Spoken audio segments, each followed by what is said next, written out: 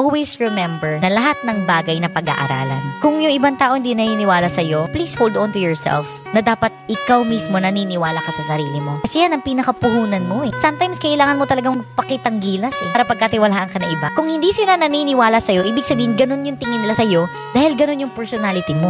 Kung hindi na nga sila naniniwala sa'yo, tas hindi ka pa maniniwala sa sarili mo, ay Diyos ko, day, saan ka pupulutin? Dapat nga, it will give you more courage for you to fix yourself and to pursue on how will you create yourself for a better tomorrow.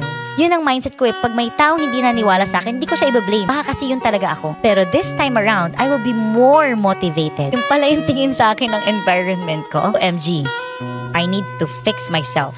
You will really not be able to fix yourself until when kanilang titignan na ganyan ka. Parang in all due respect to myself, I will fix myself. And I will prove, not to them, but to myself, para umayos naman yung image ko. At kahit